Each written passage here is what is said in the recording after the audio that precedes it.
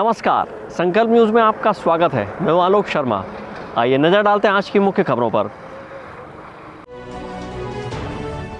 Headlines के प्रायोजक है Shri Sai Mahima enterprises, tiles world, Dongargaon road, Faraz Chowk, Rajnandgaon और शिवांश टाइल्स एवं ग्रेनाइट, फटाका दुकान के बाजू, बाबू टोला, डोंगरगढ़ रोड, राजनांदगांव।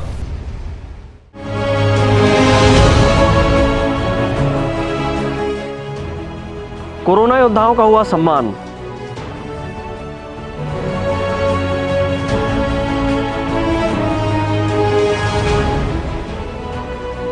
बंद स्कूल कॉलेज को खोलने की हुई मांग।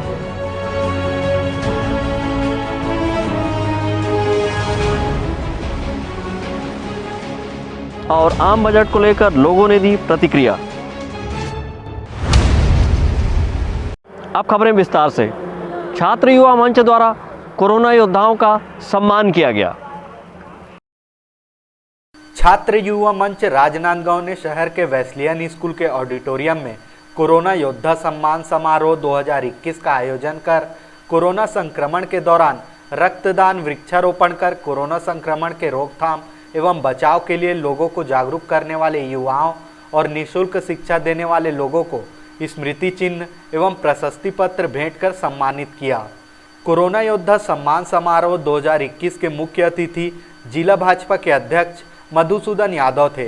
कार्यक्रम की अध्यक्षता केंद्रीय सहकारी बैंक के पूर्व अध्यक्ष सचिन बघेल ने की।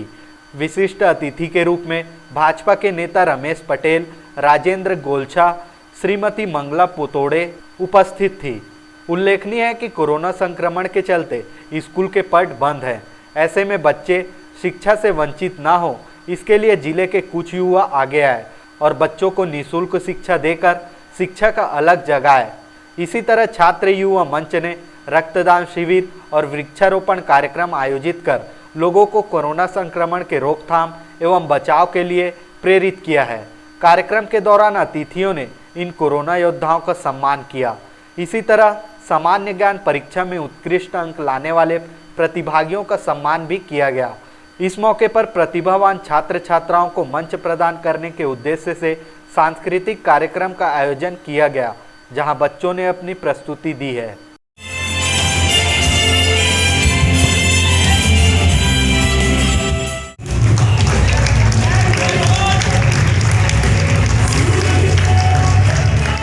कोरोना वैश्विक महामारी के इस दौर पर ऐसे युवा जिन्होंने रक्तदान, पौधारोपण, पर्यावरण के क्षेत्र में काम किया है, ऐसे युवाओं का आज हम सम्मान कर रहे हैं। साथ ही ऐसे रक्तवीर जो इस कोरोना वैश्विक महामारी के दौर पर भी दूसरों की जान बचाने के लिए अपने लहू दान करके मानव जीवन का एक अच्छा उदाहरण समाज के बीच प्रस्तुत किया है। ऐसे रक्तवीरों का भी सम्मान किया जा रहा है। छात्र युवा मंच परिवार द्वारा कोरोना जागरूकता सामान्य ज्ञान परीक्षा का भी आयोजन किया गया था, तो ऐसे प्रतिभाशाली युवाओं को भी आज यहाँ पर सम्मान किया जा रहा है।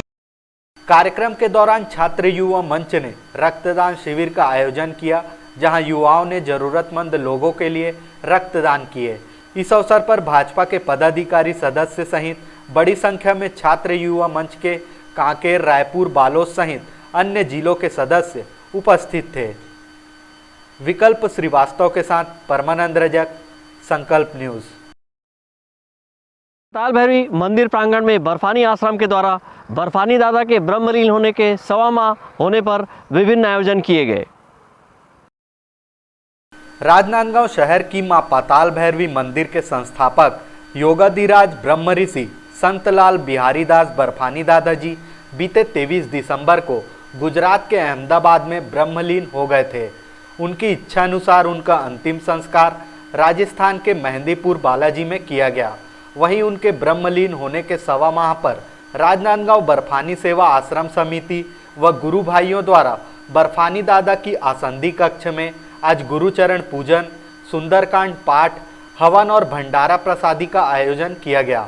मां पाताल भैरवी मंदिर समिति के सचिव गणेश प्रसाद शर्मा व मंदिर के पुजारी गोविंद महाराज ने कहा कि बर्फानी दादा के ब्रह्मलीन होने के 1.25 माह पूर्ण होने के अवसर पर यहाँ विभिन्न आयोजन किए जा रहे हैं, जिसमें छत्तीसगढ़ सहित आसपास के अन्य राज्यों से गुरु परिवार से जुड़े गुरु भाई शामिल हुए।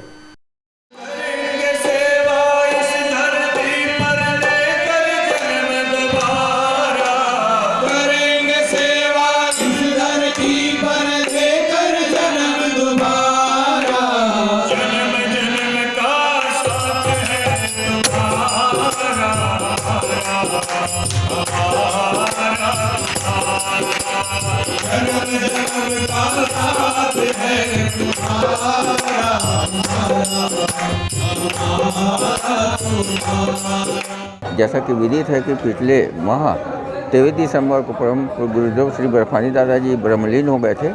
उनके आज 1.25 महीना पूर्ण होने के अवसर पर प्रथम 1.25 माही में सवेरे से गुरुचरण पूजन, सुंदरकांड पाठ, इसके बाद भक्तों को भंडारा प्रसादी का आयोजन किया गया है। अब चूँकि गुरुदेव तो है नहीं, मगर उनका सभी का मानना है कि उनका आशीर्वाद हम सब पर बना रहे, कृपा दृष्टि बने रहे, और एक जो श्रद्धा भाव है इसको प्रकट करने के लिए सभी यहाँ भक्तजन उपस्थित हुए हैं। गुरुदेव भगवान की जय। गुरुर् ब्रह्मा गुरुर्विष्णु गुरुर्देवो महेश्वर गुरुर् साक्षात परब्रह्म तस्मै श्री गुरुवे नमः। आज जो हमारा प्रोग्राम है यहाँ पर माँ पताल भैरवी बर्फानी धाम में, वो हमारे पूज्य गुरुदेव बर्फानी दादाजी महाराज नहीं रहे, ब्रह्मलीन हो गए हैं। उनका ब्रह्मलीन होना समझिए कि 23 तारीख को हुआ था आपको दिसंबर में, 25 तारीख का उनका महाराज का दाह संस्कार किया गया था, और आज जो है हमारा 1.25 महीना पूरा होता है तो संत समाज में हम लोग का उसका पूजन होता है। तो आज हम लोग यहाँ सब समिति वाले लोग, भैया लोग मिलके और सब गुरु भाई लोग मिलके यहाँ पर दादाजी चरण पूजा किए, हनुमान जी की पूजन हो रहा है, और अभी सुंदरकांड के पाठ चल रहे हैं और हवन होंगे, तो भंडारा होगा। इसमें आपको दुर्ग, भिलाई, रायपुर जितने भी गुरु परिवार हैं सबका प्रसादी है यहाँ पर। राजनांदगांव की मां पाताल भैरवी सिद्ध शक्तिपीठ की नींव बर्फानी दादा ने रखी थी। यहाँ पाताल लोक में मां पाताल भैरवी, भूलोक में राजराजेश्वरी त्रिपुर सुंदरी 10 महाविद्या और आकाश लोक में भगवान भोलेनाथ के साथ 12 ज्योतिर्लिंगों के दर्शन का एक साथ सौभाग्य यहाँ आने वाले श्रद्धालुओं को मिलता है। वर्ष में कई बार बर्फानी दादा भी इस मंदिर परिसर में भक्तों को दर्शन देने उपस्थित रहते थे। बर्फानी दादा के ब्रह्मलीन होने के बाद गुरु भक्तों में शोक व्याप्त है। ऐसे में अब पूजा अर्चना, भजन कीर्तन के माध्यम से बर्फानी दादा को याद किया जा रहा है। परमानंद रजक के साथ हफीज खान, संकल्प न्यूज। राजनांदगांव जिले के मूसरा में उच्चतर माध्यमिक शाला द्वारा ग्राम कातलवाही में 1 दिवसीय एनएसएस शिविर का आयोजन किया गया। स्कूलों में अध्ययनरत स्कूली बच्चों के बौद्धिक व व्यक्तित्व विकास और उनके अंदर छिपी प्रतिभा को निखारने के साथ ही ग्रामीण विकास के लिए लोगों में जागरूक करने के उद्देश्य से ग्राम कातलवाही में 1 दिवसीय राष्ट्रीय सेवा योजना शिविर का आयोजन किया गया। शिविर का आयोजन शासकीय उच्चतर माध्यमिक शाला मूसरा के तत्वाधान में किया गया। कार्यक्रम का शुभारंभ राष्ट्रपिता महात्मा गांधी और स्वामी विवेकानंद जी के तैल चित्र में माल्यार्पण एवं दीप प्रज्वलन कर किया गया। इस मौके पर राष्ट्रीय स्वयंसेवकों ने स्वच्छता के प्रति लोगों को जागरूक किया और नशा न करने के लिए प्रेरित किया। इसी तरह सरकार द्वारा चलाई जा रही जन कल्याणकारी योजनाओं को ज़्यादा से ज़्यादा लोगों को लाभ लेने के लिए प्रोत्साहित किया।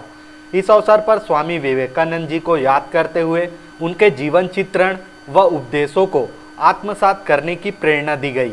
इस अवसर पर एनएसएस के कार्यक्रम अधिकारी मोहम्मद बशीर जिलानी ने बताया कि बच्चों के बौद्धिक एवं व्यक्तित्व विकास को लेकर शिविर का आयोजन किया गया है। प्रत्येक बच्चों में कुछ न कुछ प्रतिभा जरूर है, उस प्रतिभा को हमको जागृत करना है, बस यही है।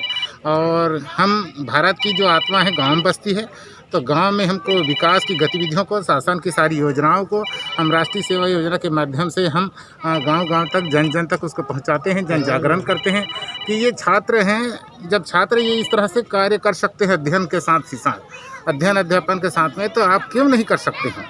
ये हम एक मोटिवेशन के लिए हम पब्लिक के साथ ये काम करते हैं।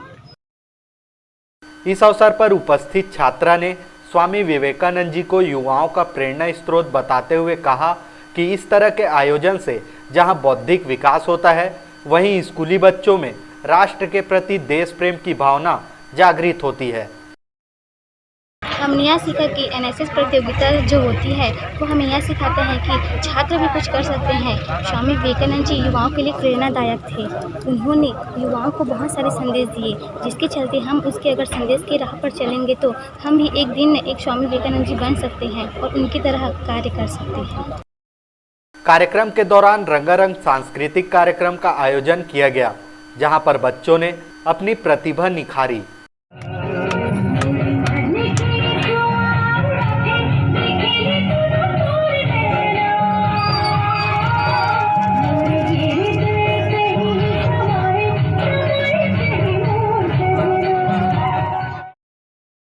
कार्यक्रम के दौरान बड़ी संख्या में ग्रामीण जन और स्कूल के प्राचार्य, शिक्षक, शिक्षिकाएं सहित विद्यार्थी उपस्थित थे। डोंगरगढ़ से सचिन जाम्बुलकर के साथ राजनांदगांव से अवधेश यादव, संकल्प न्यूज। अब वक्त है ब्रेक का। ब्रेक के बाद आप देखेंगे मोबाइल टावर का विरोध।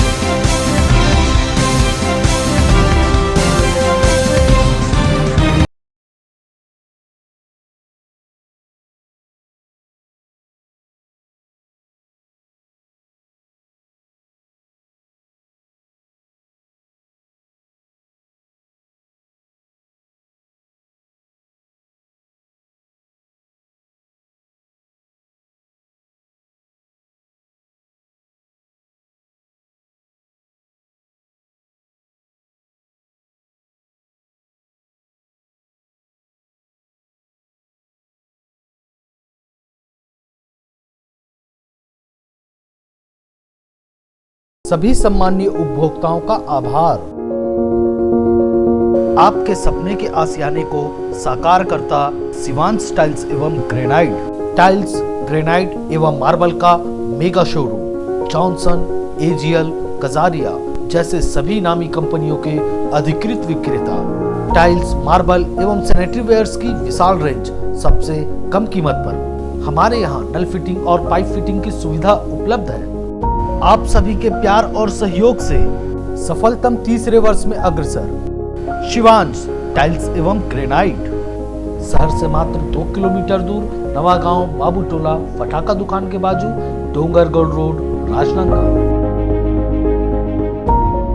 एक घर नहीं है सही फर्नीचर के बिना। आपके सही फर्नीचर का पूरा ध्यान रखता है महावीर फर्नीचर्स। सभी प्रकार के पलंग, दीवान, फोल्डिंग पलंग, luxury sofa set, bedroom set से लेकर सभी प्रकार के office furniture, revolving chair, TV unit सहित डाइनिंग व ड्रेसिंग टेबल का भरपूर स्टॉक एक ही छत के नीचे। ऑटोमेटिक मशीन से निर्मित स्टील अलमारी, ब्रांडेड कंपनियों के गद्दे व furniture, branded plastic chair, centre table, study table, folding सीढ़ी, सभी सामान थोक व चिल्लर भाव में। आपके जगह व साइज अनुसार सभी फर्नीचर ऑर्डर से भी बनाया जाता है। TV, fridge, window plus plastic cooler जैसे इलेक्ट्रॉनिक सामानों का ऑर्डर लिया जाता है। स्टील से संबंधित सभी कार्य किए जाते हैं। शादी सीजन के लिए कम कीमत पर आकर्षक पैकेज उपलब्ध है। हमारे यहाँ सोफा सेट्स व रिवॉल्विंग चेयर रिपेयरिंग किया जाता है। आज ही आए Mahavir furnitures, stadium road, Gandhinagar, Mahamaya Chowk के पहले, राजनांदगांव। अपने घर, ऑफिस और शोरूम को दीजिए नया लुक हमारे साथ श्री साईं महिमा enterprises tiles world. Flooring, tiling और सैनिटरी वेयर का नवीनतम शोरूम, मन भावन और दिल को छू लेने वाली टाइल्स का एक्सक्लूसिव कलेक्शन, सभी ब्रांडेड कंपनियों के granite, Italian marble, designer tiles, wooden flooring के साथ ढेरों स्टाइलिश प्रोडक्ट्स, किचन सिंक और बाथरूम एक्सेसरीज की विशाल रेंज अब आपकी पहुंच में। श्री साईं महिमा एंटरप्राइजेस टाइल्स वर्ल्ड एंड फटाका मॉल, फरहद चौक, डोंगरगांव रोड, राजनांदगांव। कॉल 9009757412 और 9993457412।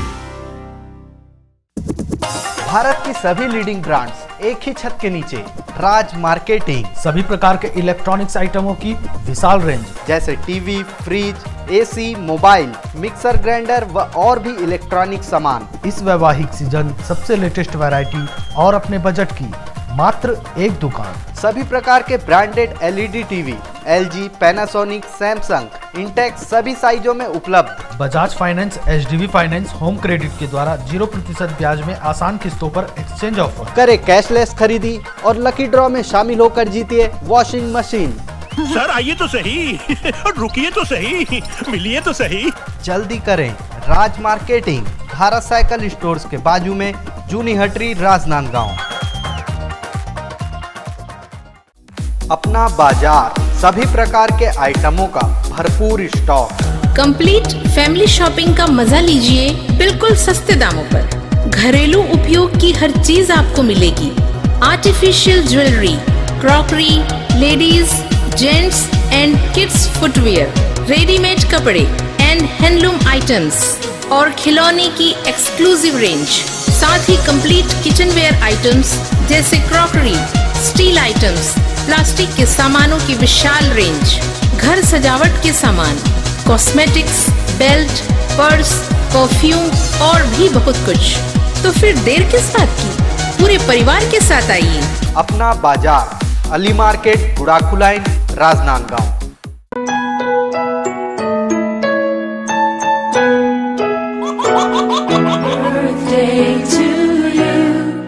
आप अपने बच्चे के जन्मदिन को बनाइए खास संकल्प केबल नेटवर्क के साथ।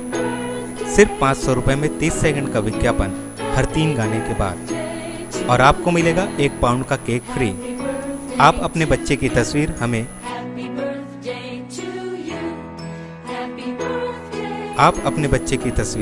हमें व्हाट्सएप के इन नंबरों पर भेज सकते हैं।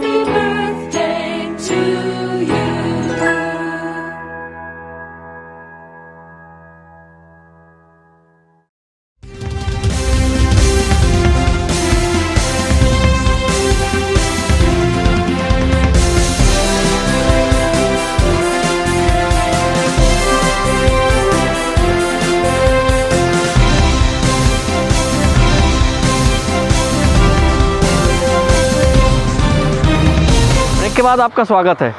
कोरोना काल में बंद स्कूल और कॉलेज को खोलने के लिए अखिल भारतीय विद्यार्थी परिषद द्वारा प्रदर्शन किया गया। विगत लगभग 11 माह से कोरोना की वजह से बंद स्कूलों व कॉलेजों को खोलने की मांग करते हुए राजनांदगांव कलेक्टर कार्यालय परिसर में अखिल भारतीय विद्यार्थी परिषद के द्वारा धरना प्रदर्शन किया गया। अखिल भारतीय विद्यार्थी परिषद के छात्र छात्राओं ने कलेक्टर कार्यालय के गेट के समीप बैठकर स्कूल कॉलेज खोलने की मांग की। विद्यार्थी परिषद के छात्र छात्राओं ने कहा कि कोरोना की वजह से बंद कई संस्थान खुल चुके हैं, तो फिर स्कूल कॉलेज को अब तक क्यों बंद रखा गया है। अखिल भारतीय विद्यार्थी परिषद राजनांदगांव द्वारा व समूचे विद्यार्थियों के साथ हम आज पदाधिकारी यहाँ पर आए कलेक्टर साहब को मांग लेकर के कि कोविड काल में आज लगभग साल भर हो गए कि स्कूल और कॉलेज जो संस्थाएं हैं वो पूर्णतः बंद है और ऑनलाइन जो पढ़ाई हो रही है उससे कई बच्चे ऐसा है जो प्रभावित है। तो हमारी अखिल भारतीय विद्यार्थी परिषद की यह मांग है कि तत्काल प्रभाव में आकर के स्कूल कॉलेज को जल्द से जल्द खोला जाए और इससे यह फ़ायदा भी होगा कि जो 14,580 जो अभी पोस्ट है शिक्षकों की वो उसमें भरने के लिए भी बहुत अच्छी हो जाएगी। तो यह एक बहुत अच्छा पहल रहेगा और शासन प्रशासन से हम लोग यह मांग करते हैं कि जल्द से जल्द स्कूल और कॉलेज खोली जाए। राजनांदगांव जिले के समस्त स्कूलों और कॉलेजों को खोलने की मांग करते हुए कलेक्टर परिसर पहुंचे छात्र छात्राओं ने राज्य शासन व कलेक्टर से जल्द स्कूल कॉलेजों को खोलने की मांग अपने ज्ञापन के माध्यम से की है। वहीं मांगे पूरी नहीं होने पर आंदोलन की चेतावनी भी दी है। अवधेश यादव के साथ हफीज खान, संकल्प न्यूज़। सोमवार को पेश हुए आम बजट के बारे में राजनांदगांव के लोगों ने अपनी प्रतिक्रिया दी है। कांग्रेस के लोगों ने बजट को निराशाजनक बताया है तो भाजपा के द्वारा इसे आशाजनक बताया गया है। केंद्रीय वित्त मंत्री निर्मला सीतारमण के द्वारा पेश किए गए आम बजट को लेकर लोगों को खासी उम्मीद थी, लेकिन आम बजट आने के बाद लोगों को बेहतर राहत नहीं मिली और अच्छे बजट की उम्मीद कर रहे आम बजट से ज़्यादातर आम लोगों को निराशा हाथ लगी है। बजट को लेकर राजनांदगांव जिले के आम नागरिक, शिक्षक, अधिवक्ता, राजनीतिक दल के लोग, पत्रकार, गृहिणी सहित विभिन्न क्षेत्रों व वर्गों के लोगों ने अपनी प्रतिक्रियाएं दी है। हर वर्ग के लिए निराशा है इस बजट में। पेट्रोल के दाम 90 रुपए के आसपास पहुंच गए हैं, उसमें कहीं कोई राहत नहीं है। गैस के दाम निरंतर बढ़ रहे हैं, यूरिया खाद के रेट बढ़ रहे हैं, किसानों को कहीं कोई राहत नहीं, नौजवानों के लिए रोजगार का कहीं कोई बड़ा साधन नहीं। निरंतर जिस तरह से ठगने का काम नरेंद्र मोदी कर रहे हैं और वो झलकता है इनके बजट में कि लोगों को विकास का झाप दे के, लोगों को विकास का सपना दिखाकर ये अडानी अंबानी के साथ देश को लूटने का काम भारतीय जनता पार्टी, अमित शाह, नरेंद्र मोदी कर रहे हैं। केंद्रीय बजट तो बहुत ही अच्छा रहा। आदरणीय निर्मला सीतारमण जी ने जो बजट आज प्रस्तुत किए हैं उसमें, लेकिन जो दो सबसे महत्वपूर्ण चीज़ें मैं बतलाना चाहूँगा। एक पूरे देश भर में 100 नए सैनिक स्कूल खोलने का जो निर्णय लिया गया है। सैनिक स्कूल यदि खोला जाता है तो निस्संदेह बच्चों में और जो आने वाली पीढ़ी है 100 सैनिक स्कूल से जो बच्चे निकलेंगे पढ़ करके, उनको देश के प्रति लगाव पैदा होगा, देश में अनुशासन की भावना पैदा होगी। तो बहुत ही अच्छी पहल है। और एक दूसरा पहल जो उन्होंने किए हैं कि 75 साल से अधिक उम्र के बच्चों बुजुर्गों को ITR फाइल रिटर्न जमा नहीं करना पड़ेगा। तो ये भी एक तरह से कहा जाए कि बच्चे और बुजुर्ग दोनों वर्गों को लेकर के बहुत ही अच्छी पहल है।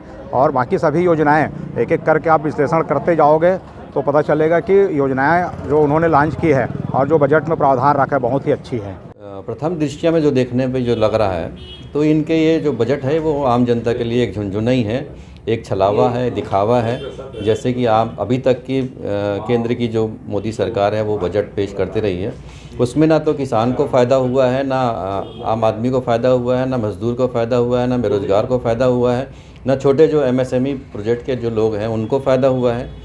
आज तो आवश्यकता ये थी कि जो छोटे MSME के प्रोजेक्ट हैं जो बंद होने की कगार में, उनको राहत देने की आवश्यकता थी, ताकि उससे जो लोग जुड़े हुए हैं उनके वो रोज़गार करते, वो SME प्रोजेक्ट जो है वो लागू होते, उनको बड़ी राहत की आज आवश्यकता थी। उन्हें निराशा लगी है। आज किसान जो है वो 100 से ऊपर किसानों की मृत्यु हो गई है। 3 काले कानून को लेके उनमें इसमें कुछ घोषणा करनी थी कि हम ये कानून वापस लेते हैं या जो भी है उनको राहत देते हैं, उसमें निराशा हाथ लगी है। आम आदमी में जो पेट्रोल और डीजल का, गैस का जो भार पड़ रहा है उसमें उनको कुछ राहत देने की ज़रूरत थी। तो कुल मिला के केंद्र का ये जो बजट आज आया है, हम लोगों ने जो देख रहे हैं वो बिल्कुल निराशाजनक है और एक छलावा है। अभी मैंने बजट की पूरी स्टडी तो नहीं की, पर आउटलाइन मैं आपको बता दूं कि आयकर पे कोई विशेष छूट नहीं दी गई है। आयकर का जो स्लैब रेट का जो प्रावधान था जो पिछला, वो बिल्कुल वैसा ही है। दूसरा, इन्होंने एक आयकर में एक ये कहा कि 75 साल से ऊपर के जो लोग होंगे, बुज़ुर्ग होंगे, उनको आयकर रिटर्न भरने की आवश्यकता नहीं है। पर बहुत सारी चीज़ें हैं कि अगर उनका कोई TDS कट जाता है या ऐसा कुछ होता है जिसमें रिटर्न भरने की आवश्यकता होती है, कैपिटल गेन आता है या कोई प्रॉपर्टी उनकी बिकती है, खरीदी जाती है, तो उसको रिटर्न के प्रोविज़न में वो कैसा कवर करेंगे, अभी उसका कोई मापदंड ये वो समझ आया नहीं है जो आएगा। उनको रिटर्न भरना कंपलसरी करना चाहिए, बल्कि रिटर्न भरें, भले वो छूट के दायरे में पूरे का पूरा आ जाएं कि कोई टैक्स नहीं आएगा। उनको टैक्स की छूट देनी चाहिए थी उनको 100%। रिटर्न नहीं भरने की ज़रूरत वाली बात नहीं आनी चाहिए थी। खैर, दूसरा, इन्होंने बीमा के क्षेत्र में जो IPO लाने का कहा है, तो ये सीधा सीधा बीमा को, LIC को बेचने का एक प्रोविज़न में आ गया है कि आम जनता भी IPO का अपना वो शेयर लेके उसमें भागीदारी का वो कर सकती हैं। लेकिन इसमें जो इक्विटी, अगर उद्योगपति और पूंजीपति अगर ज़्यादा इक्विटी ले लेंगे तो बीमा का पूरा प्रभार LIC उनके हाथ में आएगा। किसानों के लिए इन्होंने कहा है कि हम इनको आय बढ़ाने पर जोर देंगे, लेकिन जो उनकी योजनाएं हैं वो समझ से थोड़ा परे हो रही हैं, क्योंकि किसान को समझ नहीं आ रहा है जो लाखों की तादाद में बैठे हैं। तो उस कृषि बिल का भी उसमें उल्लेख होना चाहिए था कि उससे किसानों को कैसा फ़ायदा हो रहा है और क्यों हो रहा है, जो नहीं किया गया है या अभी प्रथम दृष्टि में मुझे नहीं नज़र आया। 2.5 लाख से ऊपर के जो PPF में जो ब्याज देने का, जिनका 2.5 लाख से PPF में जमा है, उनको 2.5% ब्याज देने का जो प्रोविज़न रखा गया है, ये बड़ा सराहनीय कदम है, जो बहुत अच्छा है कि ऐसे वेतनभोगी लोग जिनका PPF कटता है उनको 2.5% की दर से एक एडिशनल इनकम का एक सोर्स बनेगा जो ब्याज के रूप में आएगा, जो भविष्य के उसमें काम आएगा। ओवरऑल देखा जाए तो बजट कोई बहुत ज़्यादा खुश करने वाला नहीं है। फ़ोटोकॉपी पुराने बजट की पेश की गई है।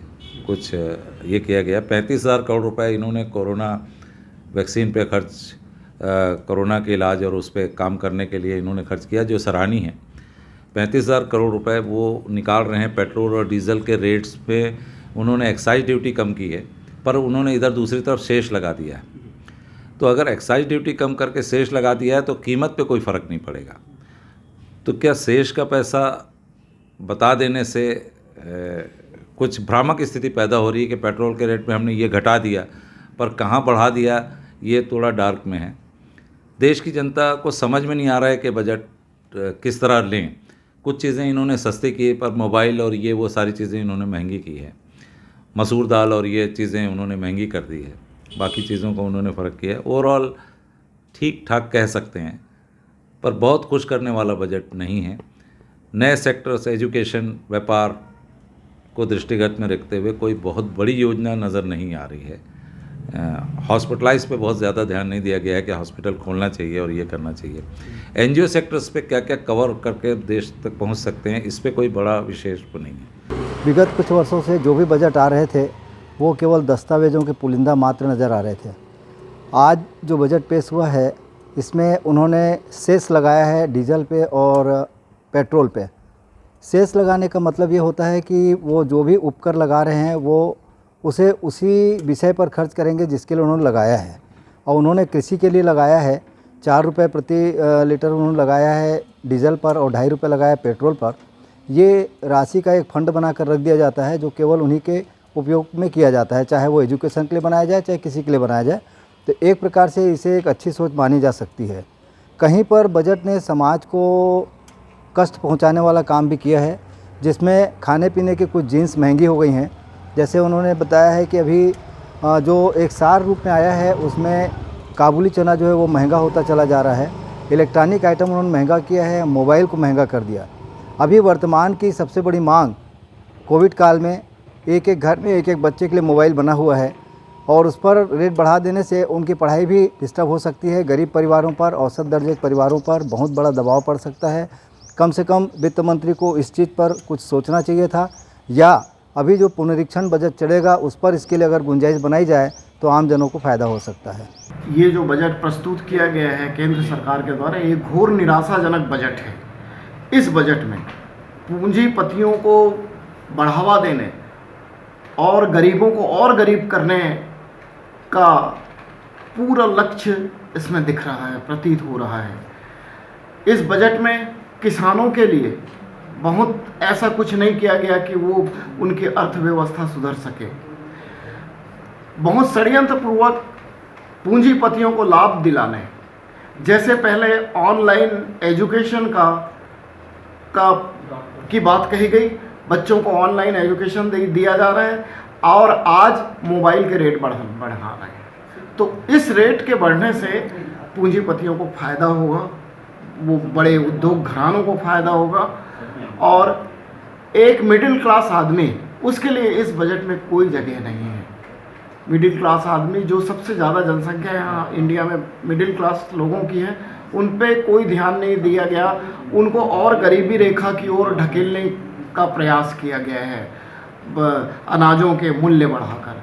तो मैं इस बजट की घोर निंदा करता हूं और केंद्र सरकार से एक बार फिर निवेदन करता हूं कि वो गरीबों के हित में, मिडिल क्लास को गरीबी रेखा में न जा पाए, इस ओर ज़रूर ध्यान दें। ये मानना है उनका कि ये आम लोगों के हित में ठीक है, मैं हर चीज़ से सहमत हूँ, मगर यहाँ पर जो ख़ासतौर से जो तवज्जो दी गई एक कृषि को, ये बहुत अच्छा बजट है किसानों के लिए, मैं मानता हूँ। मगर यहाँ पे सोना चांदी को भी सस्ता किया गया है। सोना चांदी किसके लिए? आम आदमी के लिए नहीं है। मिडिल क्लास के जो लोग हैं और एकदम लोअर क्लास के लोग हैं, उनके लिए बजट ठीक नहीं है। ये बजट जो है किसानों के लिए ठीक है, ये बजट पैसे वालों के लिए ठीक है। मगर आज के तारीख में सोना चांदी का रेट कम कर देना, ये मिडिल क्लास, लोअर क्लास के लोगों के लिए नहीं। जिनके पास पैसा है वो आज 1000 रुपये सोने में अगर मान के चलिए कम हो रहा है, 49,000 में हो जाता है या 48,000 में हो जाता है, तो जिनके पास पैसे हैं वो तो जाके थोक भाव से जितना चाहेंगे उतना खरीद लेंगे। मगर गरीब आदमी के पास 48,000 और 40,000 नहीं पड़ा है कि वो जाके 2 तोला 3 तोला सोना खरीद लें। बजट की मैं तारीफ करता हूँ। जो मिडिल क्लास के लोग हैं जिनको कहीं से कोई फ़ायदा नहीं मिल रहा है, ये अगर बजट में उन लोगों के लिए भी सोचा जाता कि इनके भी हित में एक बजट होना चाहिए, तो मेरा ख्याल है कि बजट बहुत अच्छा कहलाता है। कोरोना वैक्सीन के लिए 35,000 करोड़ का भी प्रावधान है। देखिए, इसके लिए तो हमारे छत्तीसगढ़ के स्वास्थ्य मंत्री माननीय DS बाबा ने भी तारीफ की कि जो बजट आया है इसमें जो स्वास्थ्य को देख के वो क्या है, उसके लिए बहुत फ़ायदेमंद है, बेनिफिट है। और उसके लिए स्वास्थ्य के हिसाब से इस बजट की मैं बहुत तारीफ करता हूँ।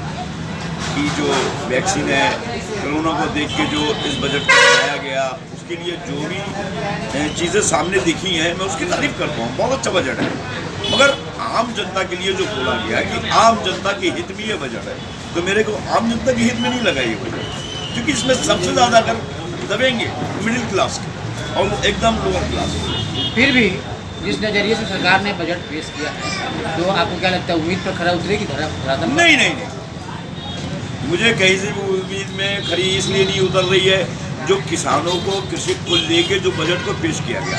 आज किसानों का क्या हाल है बॉर्डर में, आप देख लो दिल्ली बॉर्डर का क्या हाल है, अभी क्या हाल हुआ, अभी टिकैत जो है रोए हैं, उनके आंसू देख के लाखों किसान फिर वापस आ गए बॉर्डर पे। लाल किले में क्या हुआ, नहीं मतलब एक राजनीति का जो शिकार किसानों को बनाया जा रहा है, तो ये कहीं ना कहीं सरकार फेल है।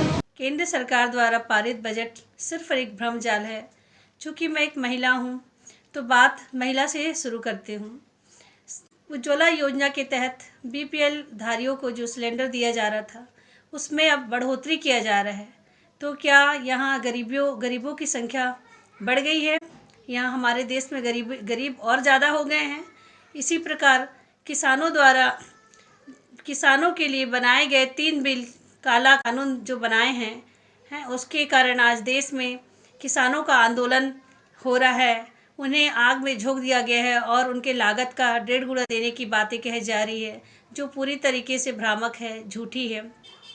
हमारे देश के वैज्ञानिकों द्वारा बनाए गए कोरोना वैक्सीन को लोगों को निःशुल्क देने का प्रावधान रखा जाना चाहिए, और जो केंद्र सरकार के जो बजट है पूरी तरीके से भ्रामक है, झूठ है। अभी जो 2021 का बजट पेश किया गया है, वो ऐसा लगता है कि पूंजीपतियों द्वारा पूंजीपतियों के लिए बजट है। गेल, IOCL, ये जो हमारी महारत्न कंपनी है, इनकी पाइपलाइन का प्राइवेटाइजेशन किया जा रहा है। हमारी Navratna company container corporation of India को भी बेचने की बात की गई है। 2 बैंक का प्राइवेटाइजेशन किया गया है। ये सब ऐसा प्रतीत होता है कि ये फिर से हमारा भारत देश एक बार गुलामी की ओर जा रहा है। और इंदिरा गांधी जी ने जब तत्कालीन प्रधानमंत्री थी 1969 में, तब उन्होंने 14 बैंकों का राष्ट्रीयकरण किया था। आज उनको फिर से मतलब वो चाहती थी कि हर वर्ग को जो है वो रिसोर्सेज का लाभ मिले, आज फिर से गुलामी की ओर धकेला जा रहा है। 100 सैनिक स्कूल खोलने की बात कही गई है, जिसको NGO के माध्यम से खोलने की बात की गई है। अब हमको यह समझ नहीं आ रहा है, अगर वो NGO RSS विचारधारा के रहें तो नेशनल डिफेंस एकेडमी में हमारे कैसे बच्चे पहुंचेंगे और देश की रक्षा कैसे की जाएगी। तो ये बजट अभी कोविड-19 को देखते हुए सबसे ज़्यादा ग्रामीण अर्थव्यवस्था और कृषि अर्थव्यवस्था को बूस्टअप देने का हमने उम्मीद किया था, पर वर्तमान सरकार ने, निर्मला सीतारमण जी ने, प्रधानमंत्री नरेंद्र मोदी जी ने एक बार फिर से ग्रामीण अर्थव्यवस्था और कृषि व्यवस्था की अनदेखी की है। हम उनसे इस माध्यम से कहना चाहेंगे कि बूस्ट मिले ग्रामीण अर्थव्यवस्था और कृषि अर्थव्यवस्था। भारत देश व छत्तीसगढ़ प्रदेश के निवासियों, यह जो केंद्रीय बजट आया है वह काफ़ी निराशाजनक है। इस बजट में निम्न वर्ग के लिए कुछ भी नहीं है, मध्यम वर्ग के लिए कुछ भी नहीं है। इस बजट में सिर्फ और सिर्फ उच्च वर्गों के लिए, बड़े उद्योगपतियों के लिए राहत दी गई है। इसमें किसानों को जो फायदा होएगा यह बताया जा रहा है, वह भी बिल्कुल गलत है। किसानों को कोई फायदा होने वाला नहीं है। किसानों की उपज बड़े उद्योगपति, बड़े व्यापारी कम भाव में लेकर ज़्यादा भाव में बेचेंगे और वे मुनाफा कमाएंगे। किसानों को इसका सीधा फायदा होने वाला नहीं है। यह बजट जो है काफ़ी निराशाजनक है और यह देश के लिए उपकारी नहीं है। यह देश की अर्थव्यवस्था को निराशाजनक स्थिति की ओर ले जा रहा है। इस बजट में जो कीमतें बढ़ाई जा रही है, जैसे मोबाइल की कीमतें, इलेक्ट्रॉनिक सामानों की कीमतें, पेट्रोल की कीमतें, तो साथियों यह बजट जो है सिर्फ और सिर्फ मोदी जी ने अपने करीबी लोगों को फायदा पहुंचाने के लिए बनाया है। वे अपने करीबी अडानी और अंबानी जैसे बड़े उद्योगपतियों को फायदा पहुंचाना चाहते हैं। इसमें निम्न और मध्यम वर्ग के लिए कुछ भी नहीं है। इसकी मैं आलोचना करता हूँ। केंद्रीय बजट में छत्तीसगढ़ के लिए कुछ भी नहीं है। ये महंगाई बढ़ाने वाला बजट है। पेट्रोल और डीजल पर कृषि सेस लगाया गया है, जिससे किसानों पर जो है भार बढ़ेगा और इस बजट से किसानों की आय में कोई वृद्धि होने वाली नहीं है। इससे उनको नुकसान ही होगा। किसान सम्मान निधि भी मिला है किसानों को। किसान सम्मान निधि की राशि जो है बहुत कम है, उतने में किसान का तो 1 एकड़ का काम नहीं आता, उतना कम राशि उसमें दिया जा रहा है, उसको बढ़ाया जाने का आवश्यकता है। रोजगार के बारे में बजट को देख के तो नहीं लगता कि इसमें युवाओं के लिए कुछ रोजगार के अवसर हैं। मुझे ऐसा लगता है कि इसमें कुछ भी नहीं है ऐसा। इन 35,000 करोड़ रुपए कोरोना वैक्सीन के लिए, ये क्या सभी को मिलेगा, मुफ्त मिलेगा क्या सबको? 35,000 करोड़ की राशि भारत जैसे एक बड़े राष्ट्र के लिए एक बहुत छोटा सा रकम है और इसको पूरे लोगों को मुफ्त में दिया जाना चाहिए। क्या देखते हैं, मतलब ये धरातल पर जो उम्मीद लगाया खरा उतरेगा, ये जो बजट पेश किया गया? मुझे नहीं लगता कि इस बजट से लोगों को कोई लाभ होगा और ये धरातल पर खरा उतरना संभव नहीं इस बजट का। कोरोना काल में अर्थव्यवस्था कमजोर हो गया था, तो इसको देखते हुए बजट को कैसा मानते हैं? कोरोना काल में जो बजट है उसको देखते हुए जो है संतोषजनक इसको नहीं कहा जा सकता। इसमें आम लोगों के लिए बहुत कुछ किया जा सकता था जो कि इसमें नहीं किया गया। ये देश के लिए बहुत शानदार बजट है एवं छत्तीसगढ़ के विशाखापट्टनम से लेकर रायपुर मार्ग के लिए जो प्रावधान किए गए हो खुशी की बात है और ये स्वागत योग्य बजट है। स्वास्थ्य के क्षेत्र में रोजगार के अवसर इसमें प्राप्त होंगे। कोरोना को हराना है, मास्क जरूर लगाना है, सोशल डिस्टेंसिंग का पालन करें। वैक्सीन आई लेकिन ढिलाई ना आए। आज की खबरों में बस इतना ही, हमें दीजिए इजाज़त। नमस्कार।